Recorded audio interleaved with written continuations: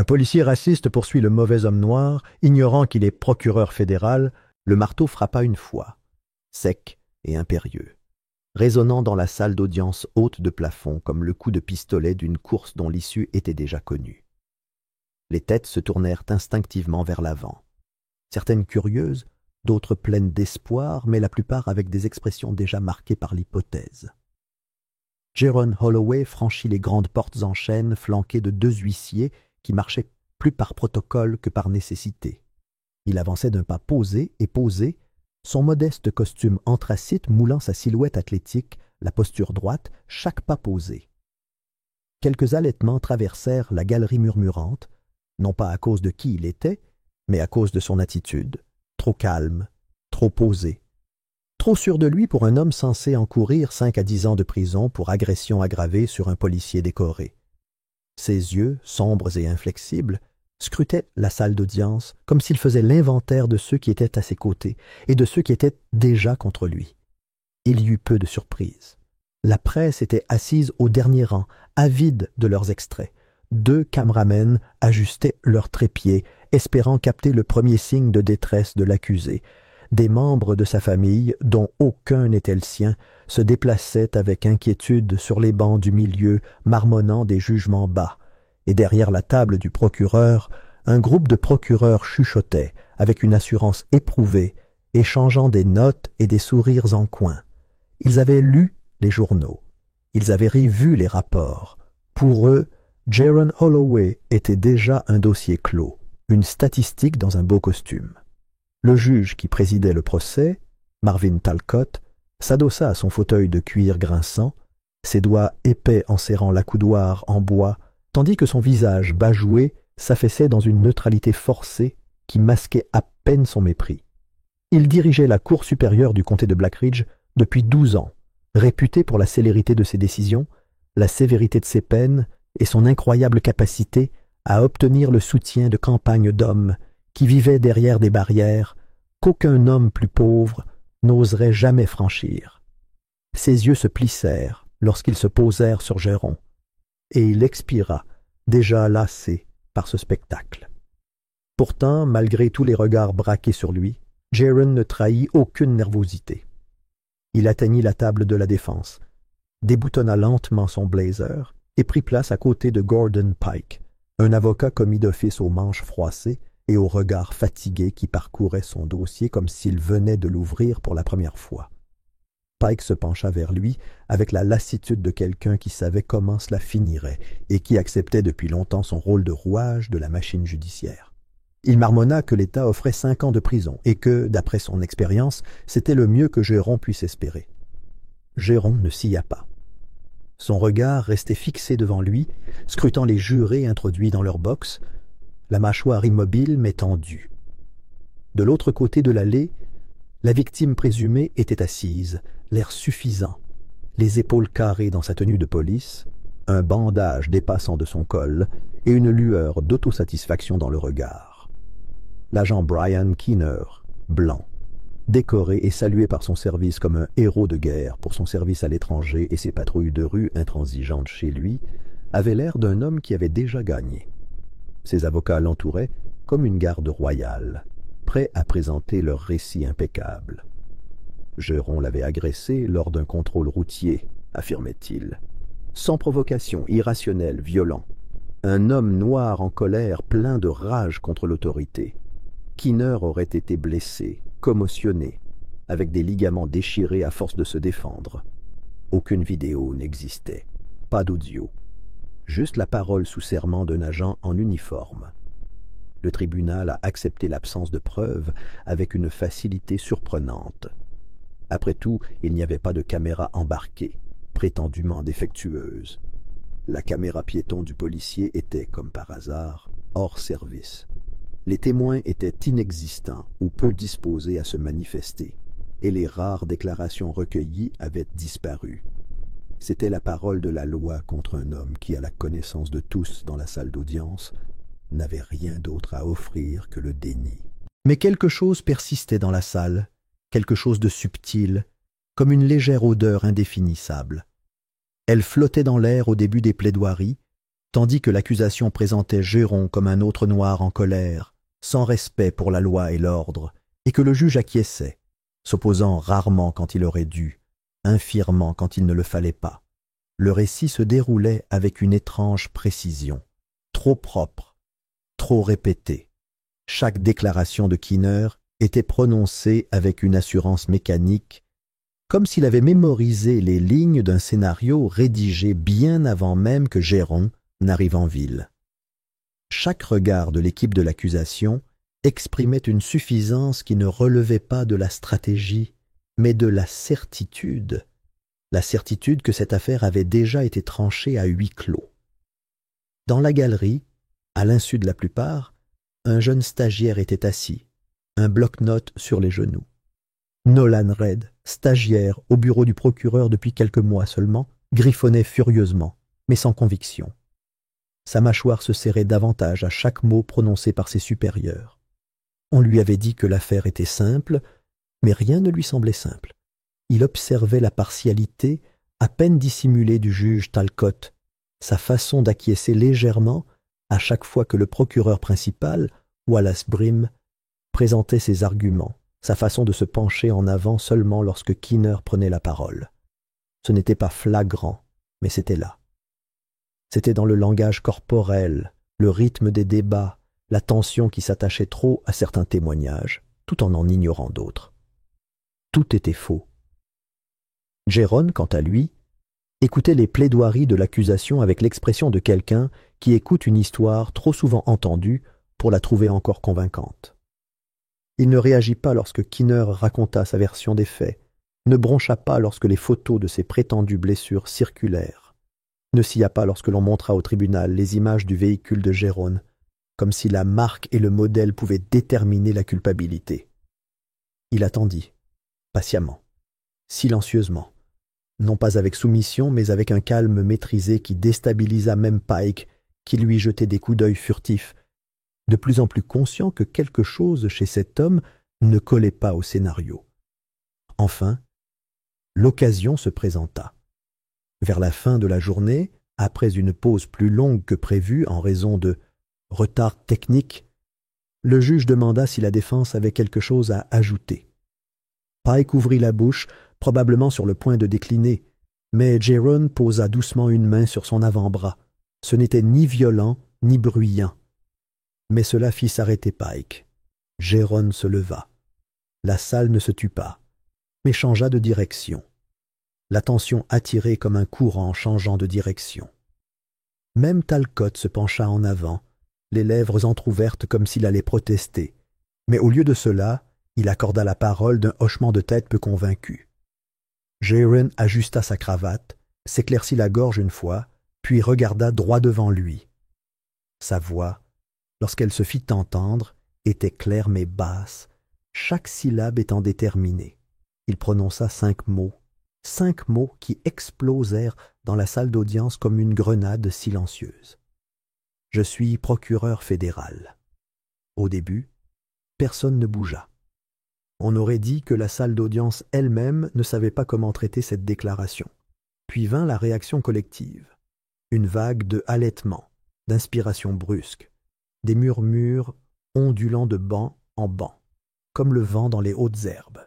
Le stylo d'un journaliste grattait trop fort sur le papier. L'un des procureurs laissa tomber sa bouteille d'eau. Et tout au fond, le stylo de Nolan Reid lui glissa des doigts et tomba sur le parquet.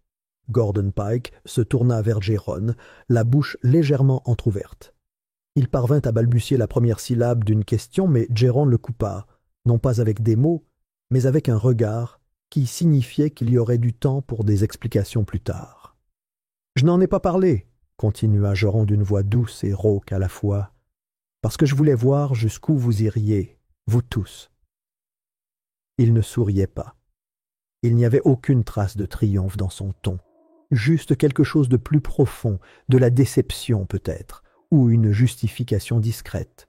Une sorte de calme qui ne vient que d'un homme qui a marché dans le feu, non pas pour se brûler, mais pour révéler qui l'a allumé. Talcott frappa de nouveau du marteau, appelant au calme, mais la salle d'audience était déjà envahie par les murmures et les disputes. Keener remua sur son siège, le visage légèrement pâle. Les procureurs se rassemblèrent, cherchant à clarifier leurs propos. Pour la première fois de la journée, leur confiance s'effrita. Et Jérôme? Il se rassit, croisa les mains sur la table et regarda droit devant lui. Sans peur, sans défaite, juste prêt, 2 semaines plus tôt. Jaron Holloway était assis seul dans son bureau de Washington, bien après que le bâtiment se soit vidé pour la nuit. Une lampe de bureau brillait à côté de lui, projetant une lumière chaude sur le dossier qu'il ne pouvait lâcher. L'étiquette était simple, tapée en gras noir sur une chemise en papier Kraft. Black Ridge PD faute interne, confidentiel. Mais le poids de ce qu'il contenait était comme du fer pressant contre sa poitrine. Il avait lu chaque page, décortiqué chaque photo, tracé les contours de chaque signature falsifiée, et pourtant, il se retrouvait à rouvrir le dossier soir après soir, telle une vieille blessure qui refusait de se refermer. 6 mois de fouilles, à traquer des pistes dans un silence hostile, à travers des portes verrouillées et des avertissements chuchotés. Tout avait commencé par des murmures au tribunal et des rumeurs transmises par d'anciens collègues qui se fiaient à son instinct. Maintenant, c'était devenu quelque chose de bien plus dangereux. Le comté de Black Ridge. Ce nom résonnait comme une malédiction dans son esprit. Un district du Sud présenté comme sévère envers la criminalité, soutenu par une culture policière privilégiant les résultats aux procédures. Mais plus Jérôme enquêtait, plus l'image se dégradait. Les données révélaient des tendances qu'il ne pouvait ignorer. Des adolescents noirs entassés dans le système comme du bétail, la plupart sans véritable assistance juridique, certains n'arrivant même pas au procès avant que leur vie ne soit engloutie. Des aveux forcés, des caméras corporelles trafiquées, des preuves qui disparaissaient en cours de transfert, des dossiers qui semblaient réécrits du jour au lendemain. Derrière tout cela se cachait un point commun, l'unité de l'agent Daniel Keener. Au début, Jérôme pensa qu'il s'agissait simplement d'un policier corrompu qui tirait les ficelles. Mais les racines allaient plus loin. Keener ne travaillait pas seul. Les dossiers d'arrestation ne collèrent pas, sauf si quelqu'un au bureau du procureur contribuait à fluidifier le processus. Des juges signaient des mandats douteux sans poser de questions. Des agents de probation qui en savèrent plus qu'ils ne le laissèrent paraître. Ils traquaient des ombres, et chaque fois qu'ils pensaient être proches de quelque chose de concret, la piste se tordait à nouveau. Et puis, les représailles commencèrent. Au début, petits, des courriels anonymes contenant de vagues menaces, des lettres glissées sous sa porte sans adresse de retour. Puis, son appartement fut cambriolé. Rien ne fut volé, ni appareils électroniques, ni argent liquide, rien de valeur. Mais tous les objets de son salon avaient été déplacés de 5 centimètres vers la gauche. Son étagère à épices était retournée. Le volume de sa télévision était passé à 20%. Les livres étaient inversés sur les étagères. Le message était clair. Il savait où il habitait. Il voulait le déstabiliser, surveiller ses arrières.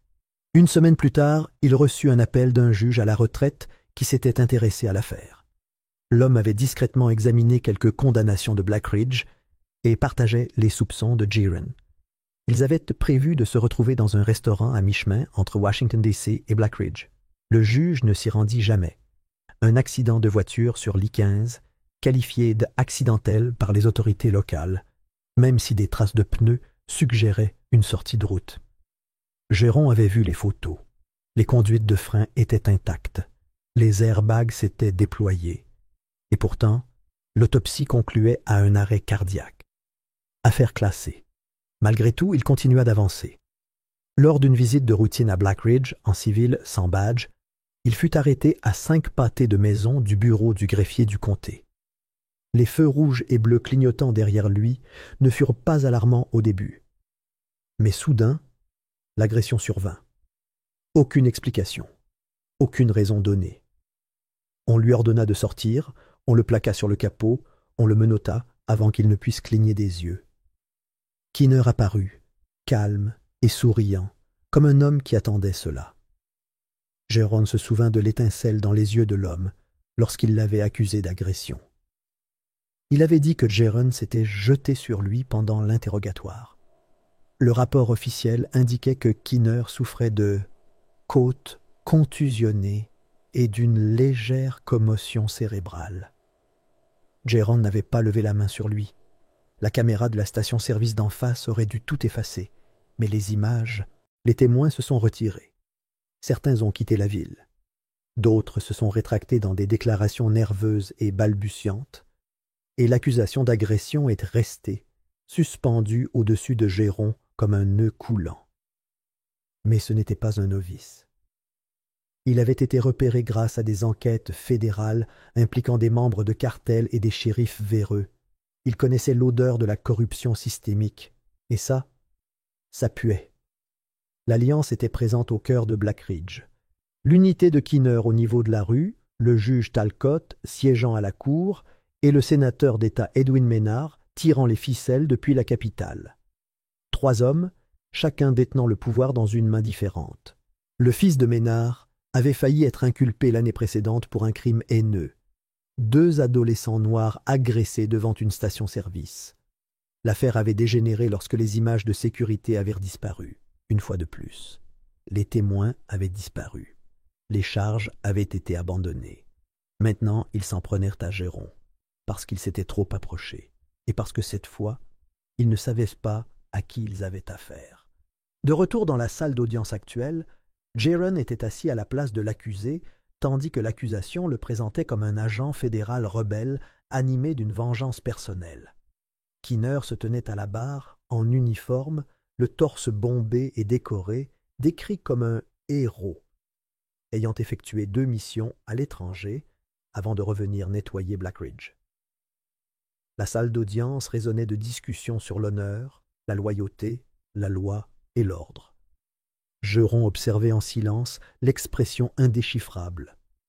Il se souvenait de chaque mensonge, de chaque obstruction, de chaque porte qui lui avait claqué au nez. Il le pensait acculé. Il pensait pouvoir déformer le récit, noyer la vérité dans un langage procédural et des écrans de fumée patriotique.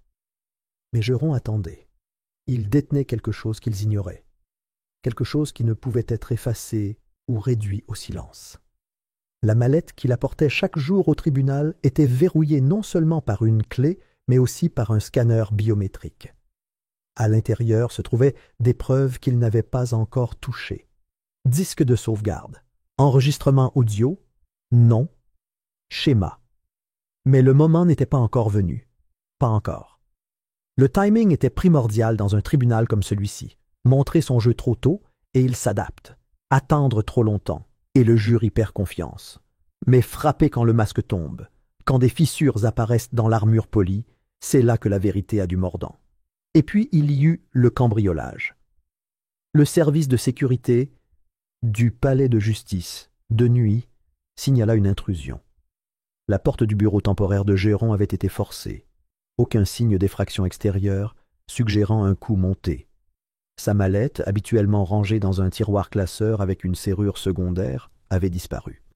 Aucune alarme ne s'était déclenchée, aucun témoin. Elle s'était volatilisée. Le greffier qui découvrit le tiroir vide ne trouva qu'une note laissée sur place. Un bout de papier jaune avec un seul mot griffonné à l'encre rouge épaisse. Échec et mat. La panique aurait dû s'installer. Mais non, pas pour Jérôme. Il avait des sauvegardes, stockées hors site. La mallette était un appât, pas le trésor. Ce qui l'inquiétait, ce n'était pas le vol, mais la suite. Une tempête se préparait, et celui qui a pris la mallette pensait avoir porté le coup fatal. Mais 24 heures plus tard, tout a basculé. Un petit média indépendant, peu connu en dehors de Black Ridge, a diffusé une vidéo granuleuse que personne n'a vu venir. Un enregistrement de smartphone filmé dans un bar enfumé, horodaté 2 semaines plus tôt. L'agent Keener hors service, un verre à la main, articulait mal, riant avec un ami dont le visage avait été recadré. Il se penchait vers la caméra, suffisant et inconscient. J'ai poursuivi le mauvais noir. Je ne savais pas qu'il était fédéral. Trop tard maintenant. On va l'enterrer au tribunal. La vidéo est devenue virale en quelques heures. Twitter a explosé. Des hashtags comme Wrong Black Guy, Justice for Jaron et Black Ridge Cover-Up ont fait le buzz à l'échelle nationale. Des groupes de défense des droits civiques ont repris l'histoire. Des militants ont envahi les marches du palais de justice, scandant des slogans sous des banderoles à l'effigie de Jaron. Des affrontements ont éclaté entre les manifestants et la police à l'extérieur, et des camions de presse étaient alignés le long du pâté de maison. Ce procès, autrefois calme, était devenu un événement national. À l'intérieur, cependant, la tension n'a fait que monter. Le juge Talcott, visiblement tendu, a commencé à répondre sèchement aux objections de la défense. Keener, visiblement déstabilisé, a redoublé d'efforts pour témoigner, les yeux rivés sur la galerie à chaque nouvelle audience. Le bureau du procureur, et ce soir-là, alors que le palais de justice se vidait et que les lumières tamisaient sa façade en pierre, le sénateur Edwin Ménard arriva. Aucune caméra ne filma son entrée. Aucun assistant ne l'accompagna. Seul le garde posté à l'entrée arrière remarqua son arrivée, le reconnut instantanément et ouvrit silencieusement la porte. Dans le cabinet du juge Talcott, des lumières brillèrent derrière la vitre dépolie pendant plus d'une heure. Les propos tenus lors de cette réunion resteraient confidentiels, mais les passants entendirent des voix s'élever. Un greffier jura avoir entendu les mots « contrôle des dégâts ». Un autre, en train de classer des documents en retard, entendit Talcott marmonner quelque chose à propos de « maintenir le couvercle sur une marmite bouillante ». Au matin, l'atmosphère avait changé. Le juge convoqua une conférence d'urgence. Le procureur demanda une audience à huis clos. Keener était introuvable. Et Jaron, bien qu'épuisé, resta immobile. Car il savait que la tempête était enfin arrivée. Le matin de la troisième audience se leva sous un ciel couvert, le palais de justice encerclé par des manifestants brandissant des pancartes et scandant des noms. Des caméras étaient alignées sur les marches du tribunal, telles des sentinelles, leurs lumières rouges clignotantes, capturant chaque mouvement d'indignation publique. À l'intérieur, Jaron Holloway franchit le détecteur de métaux, la mâchoire serrée et les épaules droites, mais il n'était pas seul cette fois. À ses côtés marchait Marcus Weill, costume impeccable, regard encore plus perçant. Un avocat spécialisé dans les droits civiques formé à Harvard, connu pour sa capacité à démanteler des dossiers hermétiques et à faire tomber les juges de leurs pieds. Weill avait accepté l'affaire bénévolement dès qu'il avait vu la vidéo divulguée de l'agent Keener à la barre. Il y avait quelque chose dans l'air maintenant, un changement. Pas vraiment de l'espoir, mais une vague de résistance. Jaron se redressa en entrant dans la salle d'audience, non plus acculé, mais prêt à riposter. Il avait appris, au cours des nuits blanches et des attaques orchestrées contre sa vie et sa réputation, que la vérité seule ne le sauverait pas. Le timing, l'influence et la pression étaient de mise. Et aujourd'hui, tous trois s'étaient alignés. À la reprise de l'audience, Jaron s'adressa personnellement au tribunal, demandant une représentation partielle. Il assurerait lui-même une partie de la défense. Le juge Talcott tenta de le rabrouer, mais les murmures dans la galerie rappelèrent à tous que les yeux de la nation étaient désormais rivés sur ce procès.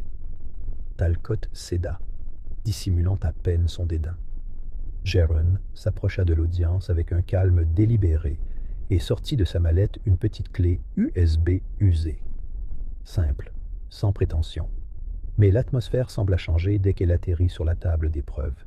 Il annonça que cette clé, récupérée dans son bureau de Washington, D.C., contenait des copies de son enquête complète sur le département de police de Black Ridge. Tous les rapports supprimés, tous les dossiers manipulés et toutes les déclarations de témoins obtenues sous la contrainte. Il commença à énumérer ce que contenait la clé. Des accusations de trafic de drogue fabriquées pour étoffer les dossiers d'arrestation. Des informateurs confidentiels démasqués et contraints au silence. Des pots de vin blanchis grâce aux dons de campagne au fonds de réélection du juge Talcott. Des passages à tabac non élucidés d'adolescents noirs attribués à des violences de gang. Des menaces ont été proférées contre des lanceurs d'alerte mystérieusement mutés ou licenciés. La salle d'audience a éclaté. Vaille se tenait à ses côtés, les bras croisés, laissant la parole à Geron. L'accusation a protesté, accusant Geron d'avoir falsifié des preuves et violé le protocole judiciaire. Mais Geron a simplement levé les yeux et informé le tribunal que le contenu de la clé USB avait déjà été téléchargé sur un serveur cloud sécurisé, avec de multiples copies cryptées envoyées en temps réel à plusieurs grands médias. L'indignation de l'accusation est tombée à plat. La fuite était déjà publique. Les téléphones vibraient silencieusement dans les poches des jurés. Les spectateurs de la galerie ont fait défiler rapidement les informations, les yeux écarquillés à la lecture de ce qui venait d'être diffusé. 2 semaines plus tôt, John avait pris une décision discrète dans son appartement de Washington. Ne sachant viser, il avait emballé la clé, spé dans une petite enveloppe matelassée. Il l'avait envoyée à son jeune frère à Baltimore. Son frère, un assistant cybersécurité, avait reçu l'ordre de ne rien faire avant d'avoir reçu le signal. Ce signal est arrivé hier. Un message codé, celui qu'ils avaient convenu il y a des années, tiré d'un livre d'enfance partagé, dissimulé dans un texte qui ne se lisait pas du tout. Et maintenant, ça commençait. De retour au présent, Geron s'assit de nouveau, les mains jointes, le cœur battant la chamade, mais la sécurité était illusoire. Pendant la pause de midi, Marcus Vaille reçut un appel. La chambre d'hôtel de Geron avait été cambriolée. Pas un cambriolage, mais une perquisition. Sa valise avait été jetée, son ordinateur portable brisé, ses tiroirs renversés. Le personnel était sans réponse. Aucune caméra n'avait filmé l'intrus. Pendant ce temps, l'une des jurées rapportait avoir été suivie jusqu'à sa voiture la veille au soir. Un homme muni d'une oreillette Bluetooth l'avait suivie jusqu'à un parking, ne s'arrêtant que lorsqu'elle avait appelé la sécurité. Malgré la pression croissante et une salle d'audience au bord de l'effondrement, le juge Talcott refusa de se récuser. Le regard creux et un brin désespéré, il affirma son impartialité. Mais le mal était fait. Son visage apparaissait déjà sur des captures d'écran sur les fils d'actualité, à côté d'allégations accablantes. Lorsque Keener retourna à la barre cet après-midi-là, l'atmosphère était différente. Le même homme qui autrefois se pavanait au tribunal tel un lion se tortillait maintenant sur son siège, la mâchoire crispée. Marcus Vaille s'approcha pour le contre-interrogatoire comme un chirurgien armé d'un scalpel. Calme, précis, il s'enquit de la chronologie. Où se trouvait Keener la nuit de l'arrestation de Geron? À qui il avait parlé? Quel rapport il avait déposé et quand? Keener répondit d'abord avec assurance, mais les questions de Veille allèrent plus loin. Il fit apparaître les images des caméras de circulation, ou plutôt leur absence, et les compara au rapport horodaté du central. Puis la contradiction survint. Keener affirmait que Geron s'était jeté sur lui immédiatement après avoir été arrêté à 19h34, mais une copie récupérée d'un appel du central, renvoyé par un lanceur d'alerte, montrait Keener en train d'effectuer un contrôle de routine par radio à 19h42, 8 minutes après l'agression supposée. Et voilà. Un craquement. Keener hésita. Il cligna des yeux. Il tâtonna. Vaille insista plus fort. Pourquoi son propre rapport d'incident était-il en contradiction avec l'appel radio? Pourquoi 2 témoins oculaires avaient-ils changé de version après avoir été interrogés à la station? Pourquoi l'un d'eux était-il désormais injoignable? Keener s'exclama, non pas dans un accès de colère, mais dans un vacillement, une esquive maladroite, une correction balbutiante. La salle d'audience se pencha. Le juge Talcott frappa du marteau, mais le charme était rompu. Keener s'effondrait, et tout le monde le vit. Puis vint le coup de grâce. L'huissier annonça un témoin surprise, approuvé sous le sceau du secret fédéral. La galerie fut évacuée des médias. Les stores furent baissés. Un écran fut installé à côté de la barre des témoins. La personne derrière lui resta anonyme, voix déformée, visage caché, mais son numéro de badge et son habilitation furent vérifiés par un marshal fédéral. Il déclara avoir fait partie d'une équipe spéciale du FBI chargée d'enquêter sur la corruption policière dans plusieurs comtés, dont Black Ridge. Leur accès avait été bloqué. Des intermédiaires du ministère de la Justice leur avaient demandé de se retirer pour l'instant. Mais ce qui a retenu l'attention de tous, c'est la liste des noms énumérés par le témoin.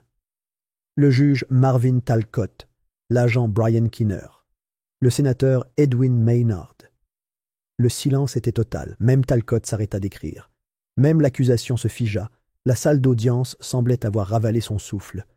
Le témoin affirma clairement que des ordres avaient été donnés d'en haut pour éviter Blackridge, malgré de multiples signaux d'alarme. Des preuves reliaient ces ordres au bureau de Maynard. Un assistant du Sénat, surpris. Le juge ne parla pas. Il ne pouvait pas. Ses jointures étaient blanches contre le bois de son banc. Kinner, assis à proximité, ressemblait à un homme acculé par sa propre ombre. Marcus Weill se cala dans son fauteuil, tapotant son genou avec un stylo, regardant les dominos tomber. Dehors, les manifestants rugissaient plus fort que jamais. À l'intérieur, le château de cartes tremblait. Il fallut 3 jours supplémentaires avant que la tempête ne frappe de plein fouet. Le palais de justice de Blackridge était silencieux chaque matin, mais la tension était telle qu'elle semblait modifier la température. Les journalistes se rassemblaient à l'extérieur, encerclant tous ceux qui portaient un costume et semblaient y être. Les gens chuchotaient, jetant des regards nerveux autour d'eux, comme s'ils craignaient que les murs eux-mêmes ne les écoutent. À l'intérieur, Jaron Holloway était assis calmement, les mains jointes sur la table de la défense. Le procès s'était terminé sur tout, sauf le nom. Il ne restait que les retombées, crues, horribles et dangereuses. Acheté dans une écoute téléphonique, avait mentionné confinement, et s'assurer que les autorités fédérales restent vigilants, ce n'était pas la fin. Loin de là. 6 mois plus tard, la salle d'audience de Blackridge avait changé. Les bancs étaient toujours polis, le sceau toujours en place derrière le siège du juge. Mais l'air avait changé. Les ombres étaient plus claires. De nouveaux gardes se tenaient à la porte. Et Jaron Holloway entra, non pas en costume de défense, mais en autorité, revenant non pas en tant qu'accusé, mais en tant que procureur fédéral principal dans une vaste enquête sur la corruption judiciaire systémique. Il se présenta devant un panel de fonctionnaires et d'observateurs, ouvrit ses dossiers et commença à exposer un réseau d'abus resté intact pendant des décennies. Le premier acte d'accusation qu'il présenta concernait le comté de Blackridge. Le tribunal même qui avait tenté de l'écraser était désormais l'épicentre de la réforme. L'ironie n'échappa à personne, et Jérôme ne broncha pas. Il qualifia la justice d'inachevée, car cette fois, ils n'étaient pas seuls, et cette fois, ils étaient prêts à achever ce qu'ils avaient commencé.